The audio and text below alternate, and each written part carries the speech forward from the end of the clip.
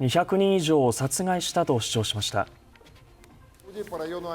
ロシア国防省は25日、ウクライナ東部にある鉄道の駅へのミサイル攻撃について、軍事用の輸送列車を弾道ミサイルイスカンデルで攻撃したと明らかにしました。この攻撃で200人以上のウクライナ軍関係者を殺害し、兵器10機を破壊したということです。一方、ウクライナの大統領府長官顧問は24日、2日以内に返答があるだろうと述べ、ロシア軍への報復を示唆しました。